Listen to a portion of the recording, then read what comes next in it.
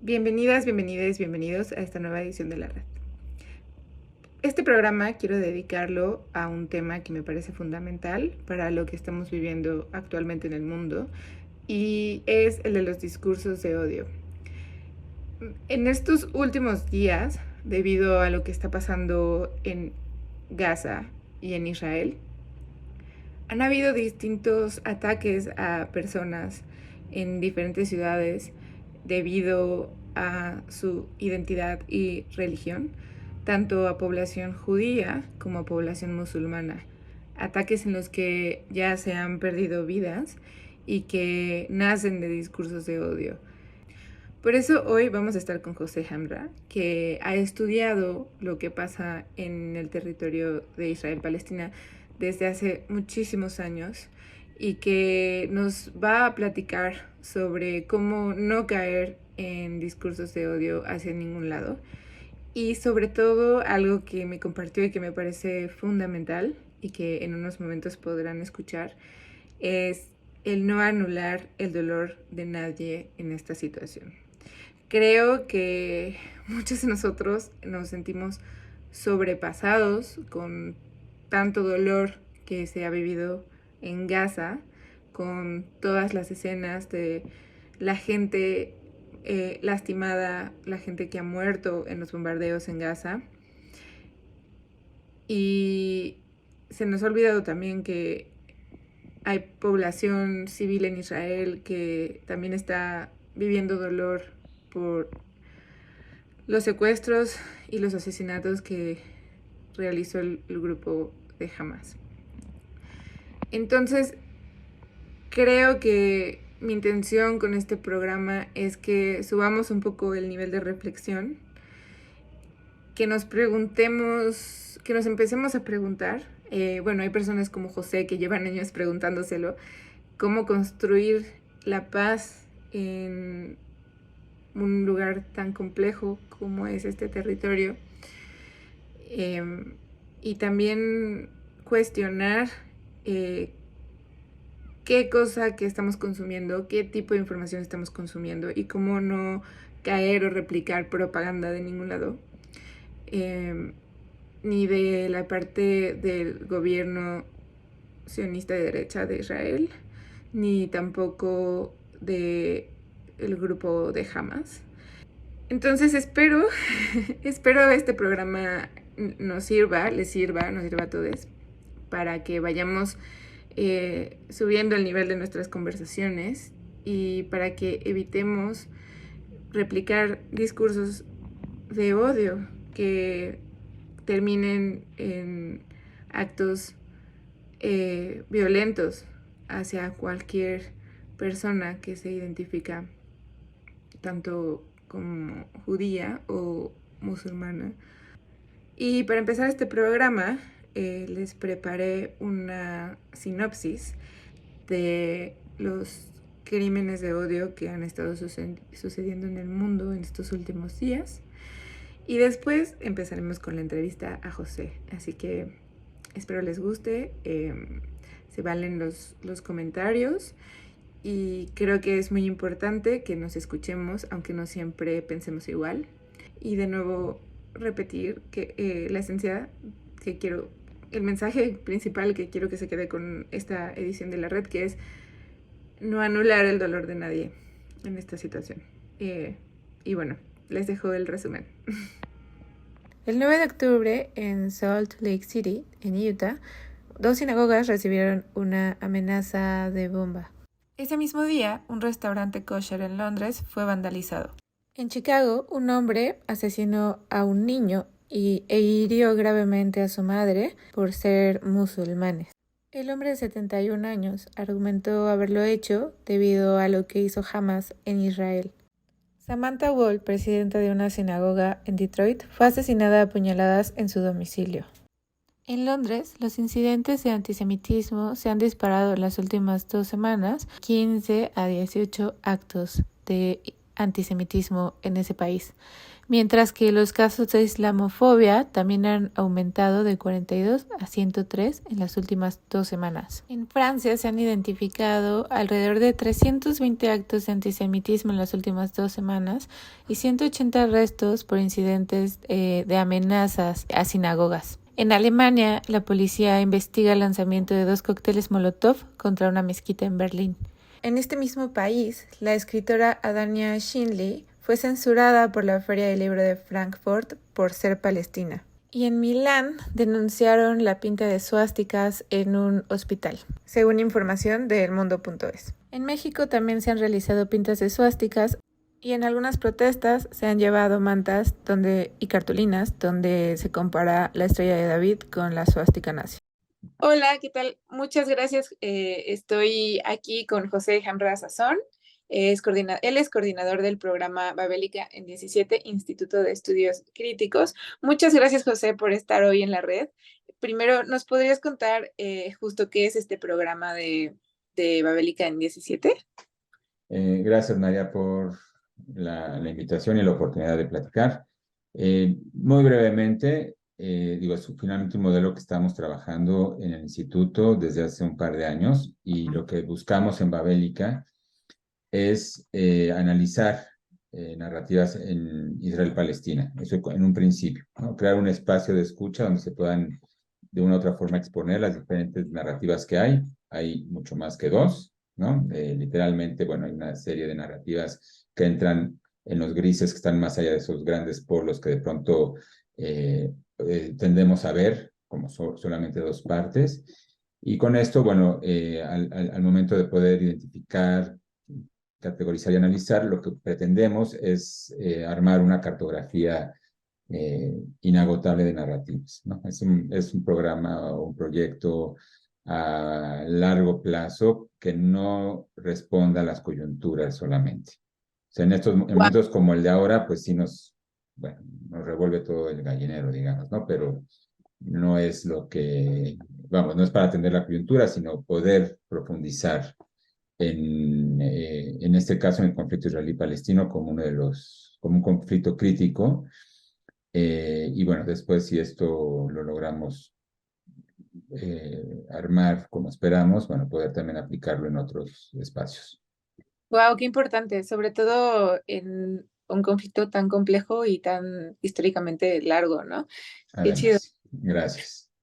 Pues hoy te invitamos aquí a la red justo porque hay un tema que nos preocupa, que son los crímenes de odio que están empezando a aumentar y también los discursos de odio que están aumentando en el mundo por lo que está pasando con Palestina e Israel. En Gaza.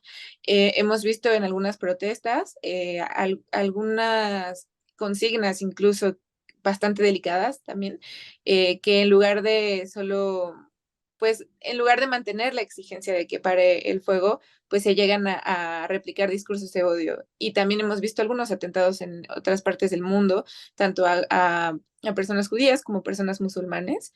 Y justo a mí me gustaría preguntarte, ¿no? O sea, ¿de qué forma podemos exigir o protestar contra las acciones que están pasando allá para que pare y cese el fuego contra personas y población inocente, ¿no? Sin caer en estos discursos de odio? Claro. Bueno, en principio, pues poder enfocar qué es lo que está en juego y pues, bueno, la crítica es válida, por supuesto, la crítica hacia los actores en general. Entonces, en este caso tan particular de la coyuntura, a partir del 7 de octubre, pues primero que nada, condenar cualquier crimen de guerra que se cometa independientemente de quién sea el actor. En este caso, tanto Hamas como pues el gobierno de Israel, el ejército, están cometiendo crímenes de guerra, ¿no? La matanza del 7 de octubre por parte de las milicias de Hamas que entraron a pues poblaciones civiles donde pues masacraron a familias completas israelíes o violación a mujeres, ¿no? Que estaban en un festival de música, ¿no?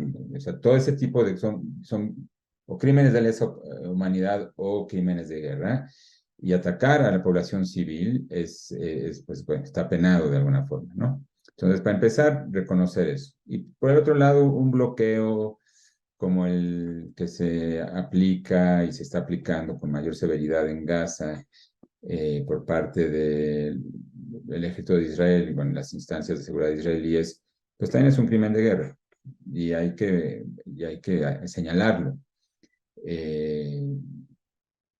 Finalmente es un castigo colectivo y eso está también en el derecho internacional penal. Entonces, pues es una crítica que tenga un fundamento, ¿no? Los eslogans donde se deshumaniza a una de las partes, se generaliza, ¿no? Todo, no sé, el radicalismo islámico, todos los musulmanes quieren asesinar a todos los que no son musulmanes, bueno, ese es un prejuicio y bueno, es un prejuicio que es un discurso de odio, de deshumanización, que permite, por ejemplo, que se creen estos ambientes de violencia. Y lo mismo pasa hacia los judíos, ¿no? El responsabilizar a todos los judíos por lo que está pasando en Israel, pues también es una forma de deshumanizar o de decir los judíos con estas teorías de conspiración lo que están haciendo es para dominar el mundo. Finalmente, estos prejuicios que no se sostienen en la realidad, pues abonan a esto que llamamos deshumanización y discurso del odio, ¿no? Entonces empezaría por ahí, porque podamos ser muy concretos en qué estamos realmente reclamando. Y a la par, o sea, o sea, hay quien llama que es guerra y quien lo llama de otra forma, pero finalmente es una situación de muchísima violencia, ¿no? Y atacar civiles, sea quien sea, está cometiendo un crimen de guerra, por ejemplo. Otro de los puntos que se me ocurre es, bueno, digamos, tendemos a polarizar en un binomio, ¿no? Lo que pasa en Israel-Palestina. Es mucho más complejo y un montón de grises, pero lo que sí podemos definir es que, por ejemplo, hoy en día en todo ese territorio en Israel-Palestina, que tiene una extensión territorial prácticamente igual a la del estado de Tabasco, aquí en nuestro país, o sea, no es mucho más grande que eso, es pequeñito, pero bueno, llama toda esta atención y levanta todas estas pasiones por algo que podríamos después platicar. Pero el caso es que ahí viven 14 millones y medio de personas. Así, números muy generales, la mitad judíos, la otra mitad palestinos. Hay algunos palestinos que son ciudadanos de Israel, otros palestinos que viven en la Franja de Gaza, otros que habitan Cisjordania y otros que son residentes en Jerusalén Oriental. Y hay 7 millones y medio 7 millones y fracción de judíos, todos ellos ciudadanos de Israel. Negar la existencia de alguno de esos dos grandes grupos, ya estamos entrando en el rubro de discurso del odio. Nadie va a desaparecer de ahí a menos de que se cometa un genocidio. Cosa que, de acuerdo al derecho internacional, no se está cometiendo ahora. Ni los palestinos de Hamas que entraron a atacar a civiles israelíes cometieron un genocidio, ni lo que está haciendo el día de hoy, bueno, ahora como represalia el ejército de Israel, es un genocidio en sí. Potencialmente puede haber genocidios hacia las dos partes, sí, evidentemente. Cuando Hamas habla de erradicar Tierra Santa de no musulmanes, pues está hablando de un genocidio en potencia. Cuando los judíos mesiánicos hablan que esa es tierra exclusiva para los judíos y que no puede haber bueno, no puede operar otra religión, ¿no? Digámoslo así, pues también es un genocidio en potencia. No quiere decir que esté sucediendo. Entonces, otra de las formas de evitar estos discursos del odio es poder encuadrar con lo que dice el derecho internacional, aunque sea pues muy plano y frío, pero así es. porque si no nos vamos a perder en una discusión que no tiene sentido, que va a seguir levantando pasiones y que va a estar haciendo señalamientos, y entonces si están cometiendo genocidio, potencialmente existe, sí, sí existe esa posibilidad, porque existen estas ideologías y estas narrativas que están presentes, que no son de mayorías tampoco, y que tampoco están tomando en cuenta que dentro de ambos pueblos hay sectores que están en contra del uso de la violencia, por ejemplo, y que están activos y que son parte de esa sociedad civil, que además entre ellos coexisten y corresisten a estas narrativas de negación del otro. Entonces, pues una forma de no repetir consignas que deshumanicen es pues saber qué está pasando, ¿no? Informándose con fuentes serias, fidedignas, poder comparar entre diferentes narrativas y poder generarse un criterio, pero bajo en principio, un criterio donde se reconozca el derecho de ambos pueblos a existir en esa tierra. A mí me gustaría justo preguntarte, si no es un genocidio, ¿qué es lo que está pasando en Gaza? ¿No? Porque justo, no sé, a mí me ha dolido mucho ver todo lo que está pasando, ¿no? Y cómo la gente no puede salir y cómo les están atacando. Correcto. Entonces, ¿qué es lo que está pasando? Ok, tanto el desplazamiento forzado de exigir a 1.100.000 palestinos que viven en el norte de la franja de Gaza de desplazarse hacia el sur es, es un crimen de guerra.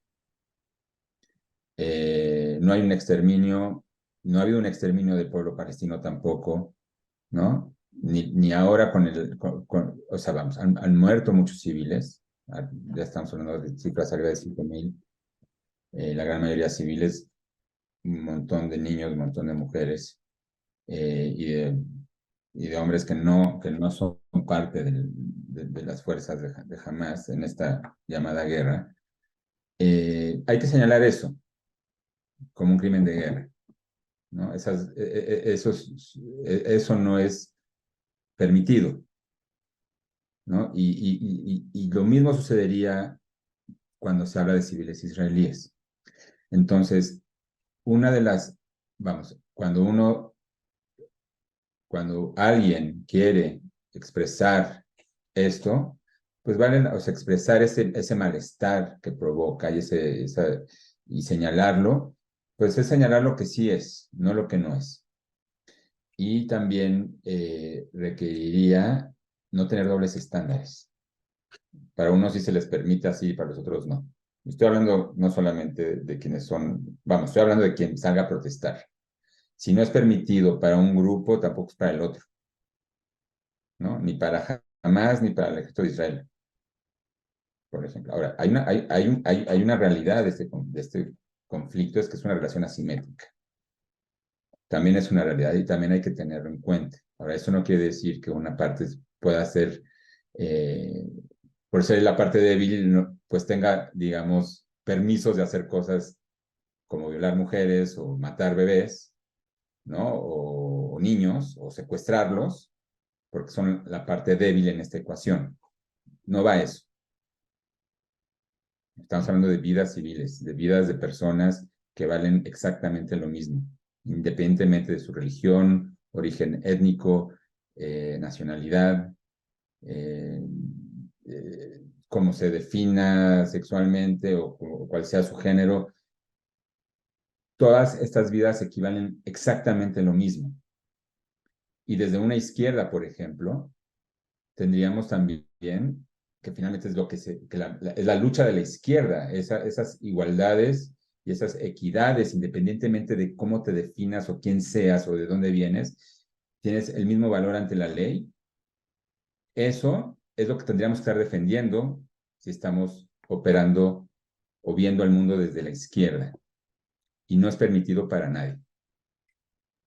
Oye, José, justo esto me hace pensar en algo que he visto últimamente, que es como el tema de la propaganda, ¿no? O sea, Mucho. tú en estos días, en estas 2 semanas que han sido muy duras para el mundo en general, ¿qué tipo de propagandas has visto, ¿no? En internet, en los medios de comunicación, y en qué momento podemos identificar que algo es propaganda?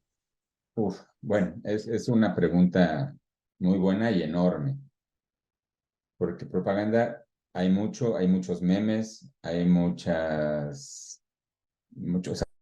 hay la posibilidad, o sea, hay a partir de las redes, pues también la posibilidad de propagar un montón de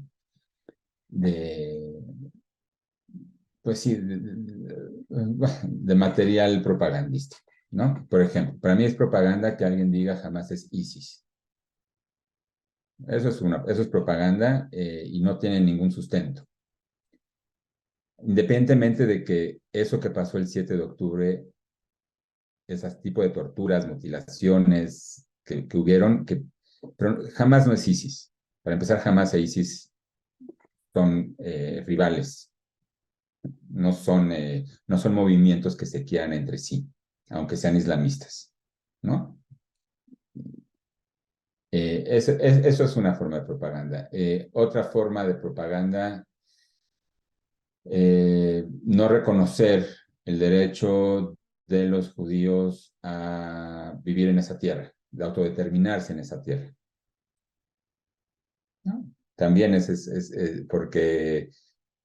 porque finalmente no es la tierra que Dios, o sea, no se las dio Dios, se las dio Gran Bretaña.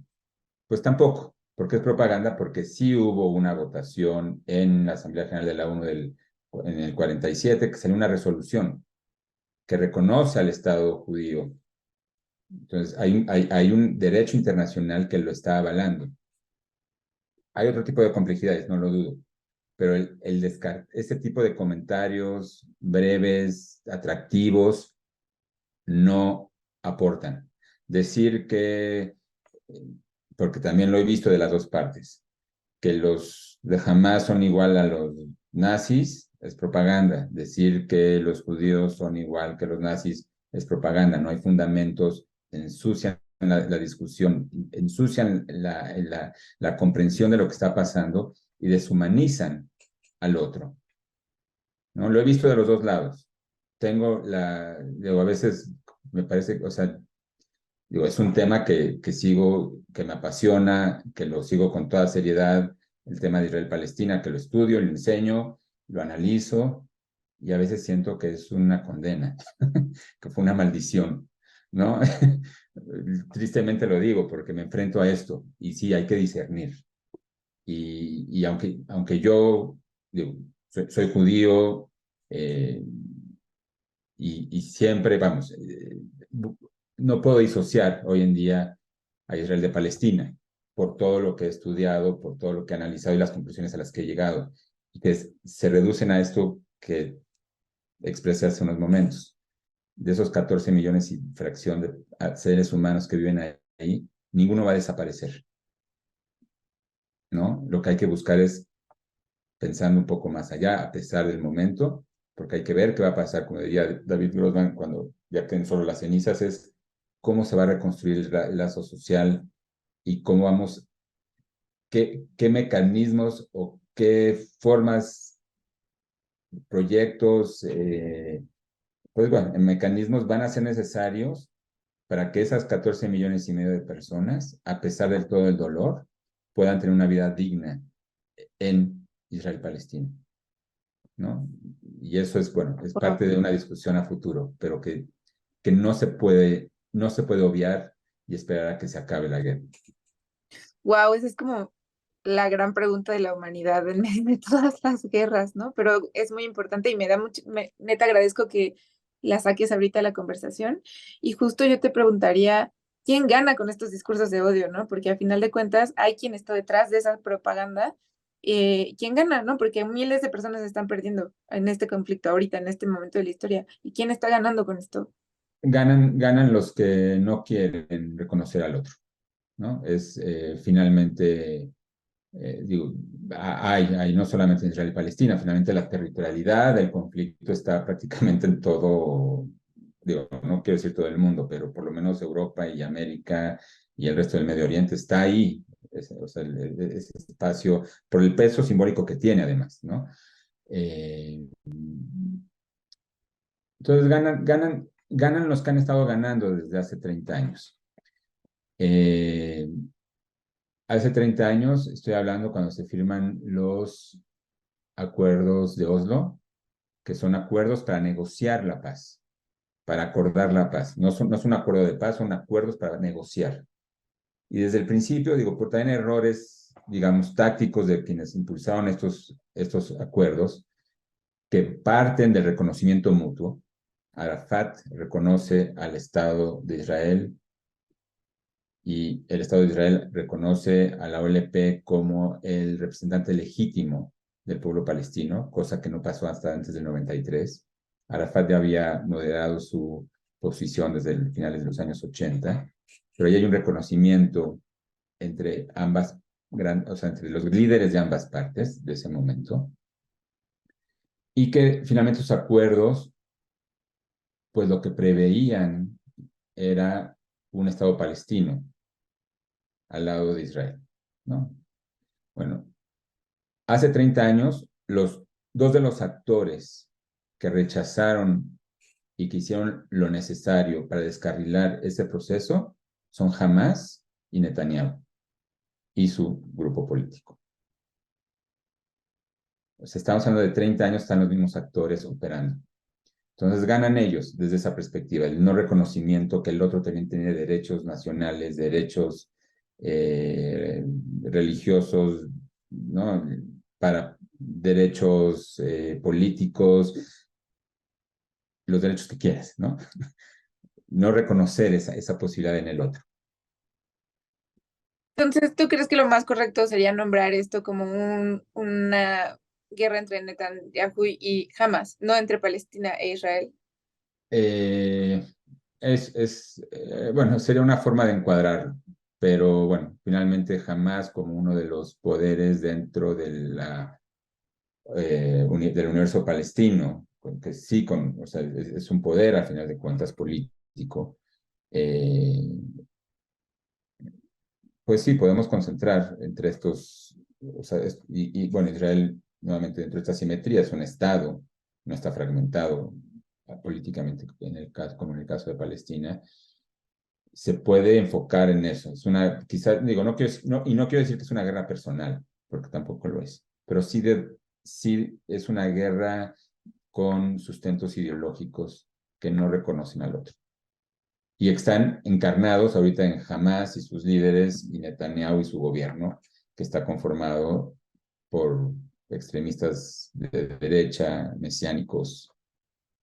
Entonces hay dos mesianismos operando, digámoslo así, tanto el de Hamas como el de estos políticos judíos.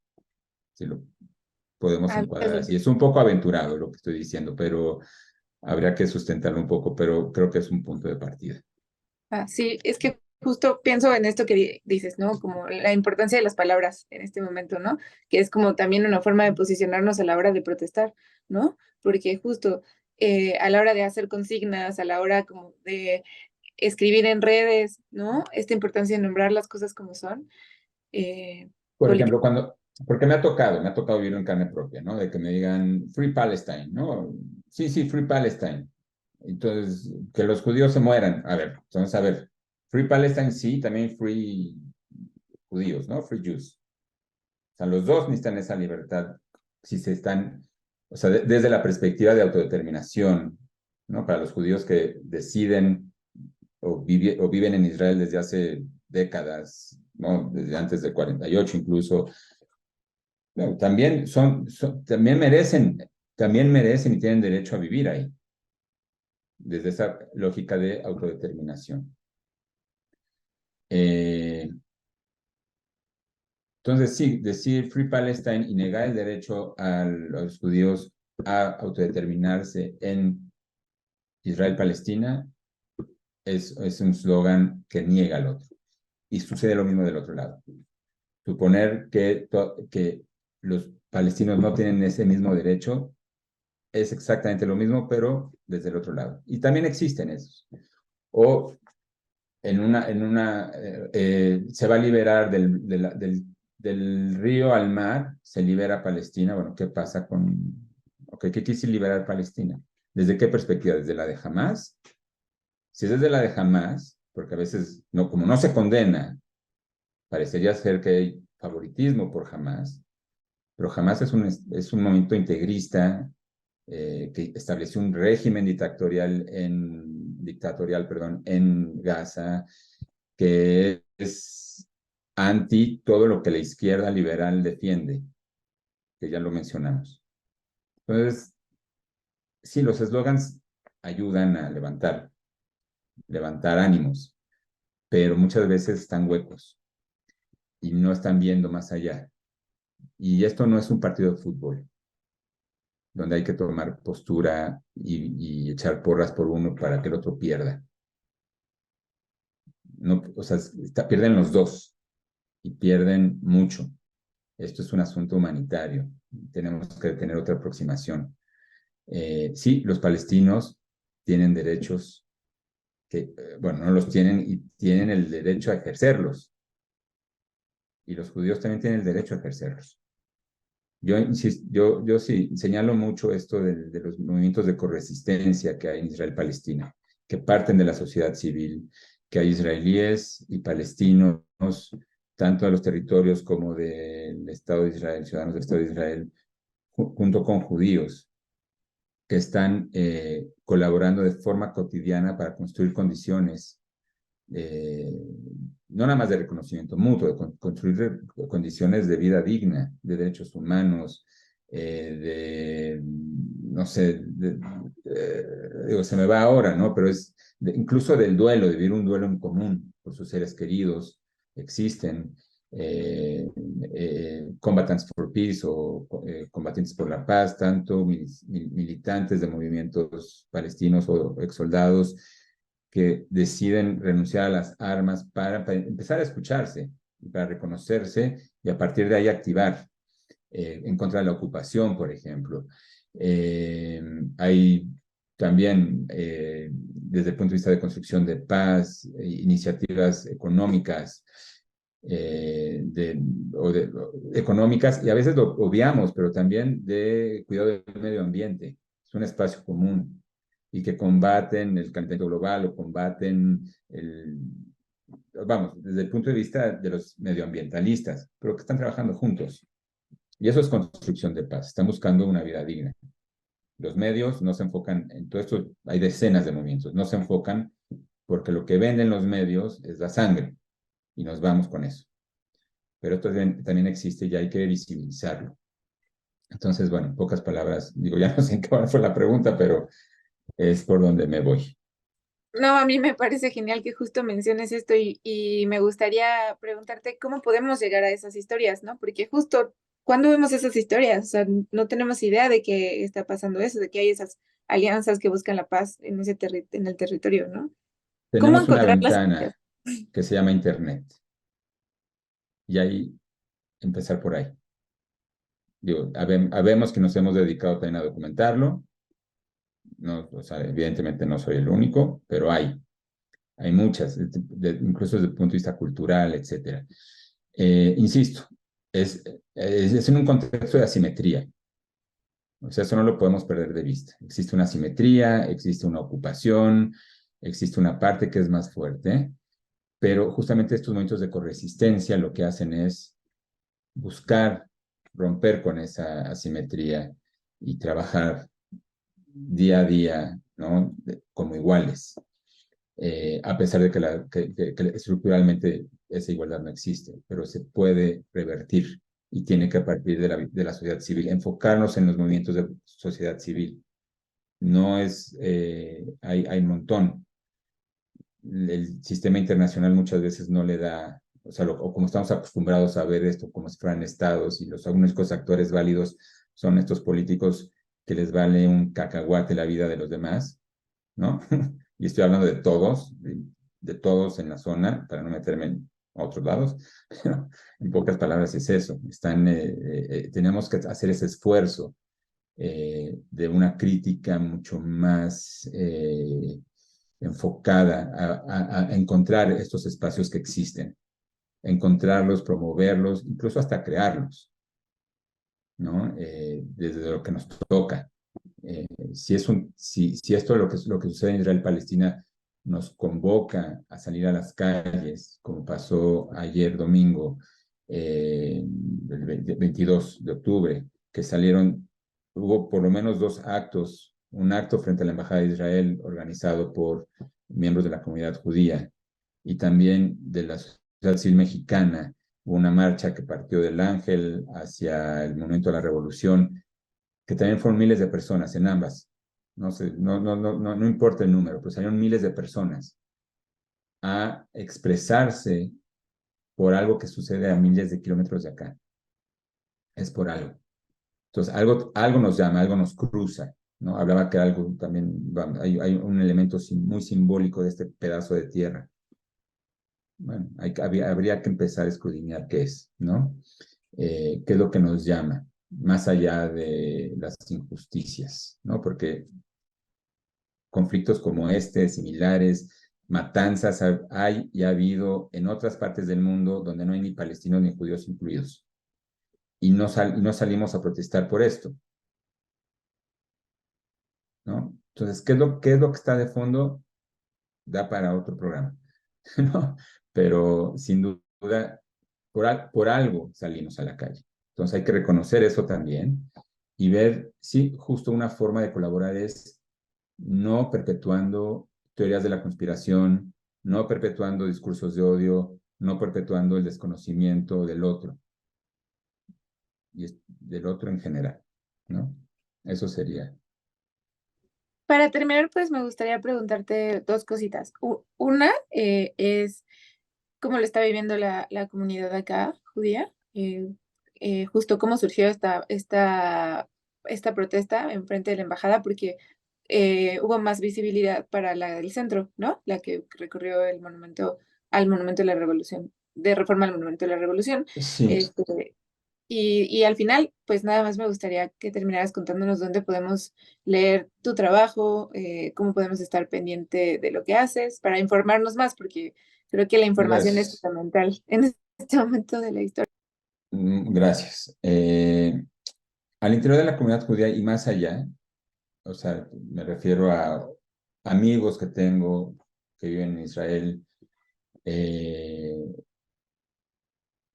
lo primero que hay mucho dolor, porque lo que sucedió ese día no fue, o sea, no se reconoció. Eso que ya mencioné y que hemos visto imágenes, o sea, jamás se dedicó incluso a filmar lo que estaba haciendo en tiempo real y a transmitirlo y a mandarlo a las redes. Y, y, y ese nivel de violencia, violaciones, mujeres mostradas como trofeos, sus cuerpos,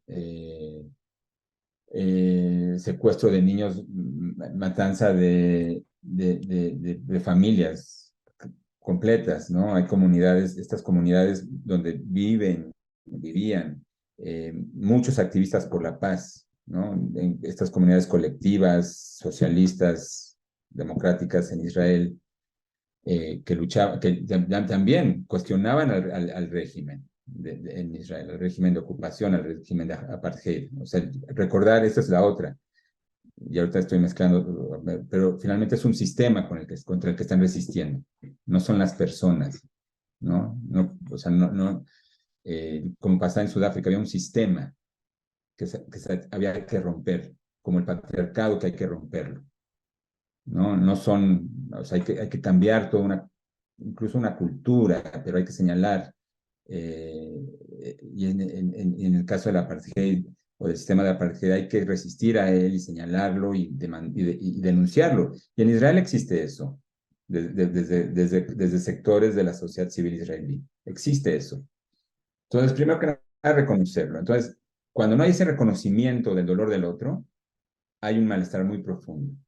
Que haya, que la izquierda global le cueste trabajo reconocer el asesinato de estos 1.300, 1.400 israelíes, en su gran mayoría civiles, desde bebés hasta adultos mayores, pues sí genera dolor, ¿no? Y el dolor finalmente es lo que nos hace humanos y nos permite reflejarnos en el otro. Entonces, eso creo que ha causado, más allá que malestar, un dolor muy profundo de decepción. de quienes tendrían que ser aliados, independientemente de qué nacionalidad seas, eh, los aliados no están cuando tenían que estar, de reconocer ese dolor. Y eso no implica, insisto, no reconocer el dolor palestino, porque también se reconoce. Y es un dolor digo, que además, bueno, lo estamos viendo, pero es reconocer los dos, ¿no? Entonces, dentro de la comunidad hay esa, bueno, hay esa, de la comunidad judía de México hay esa desconfianza. En las últimas 2 semanas, hubo manifestaciones pro-palestinas frente a la Embajada de Israel. No, lo de ayer fue una organizada por miembros de la comunidad judía en solidaridad con los 220 secuestrados que hay en Gaza por parte de muchos israelíes o de otras nacionalidades, incluyendo 2 mexicanos que siguen secuestrados en Gaza. Pero fue un evento de solidaridad, ¿no? A favor de buscar la liberación de estos secuestrados. Tengo mis asegúnes porque tampoco estaba bien del otro lado, ¿no? Pero bueno, finalmente es parte. Y ya ha habido 2 o 3 manifestaciones de colectivos pro-palestinos en esa embajada que han sido, pues sí, con pintas, negando la existencia de los judíos o igualando a los judíos con los nazis. Entonces, hay temor, hay un temor de un antisemitismo que está creciendo. Estas pintas que aparecieron en la Ciudad de México, tanto en el sur como en el área de Polanco, igualando a la estrella de David con la suástica nazi, pues tampoco ayuda, ¿no? Y que no casualmente aparecieron al día siguiente de esta información bueno, de lo que trascendió del hospital bombardeado en Gaza. Que todavía no hay certeza que pudo haber sido cualquiera de los dos, un misil desviado perdón, un cohete que se desvió, que no llegó a su objetivo por parte de alguna de las milicias palestinas, o un bombardeo israelí. Pudo haber sido cualquiera de las dos. Distintos movimientos o ONGs dedicadas a hacer este trabajo forense, ¿no? Pues aunque unos dicen, no, fueron las fuerzas de Israel, pero no podemos concluir, ni viceversa. Los que dicen, no, fue un cohete desviado de milicianos palestinos, pero no podemos concluir tampoco. Digo, lo cierto es que murió gente. Ahora, lo primero que trascendió es que murieron 500 personas. De 300 a 500 pasó en cuestión de minutos. Y eso sin tener, o sea, sin poder verificar.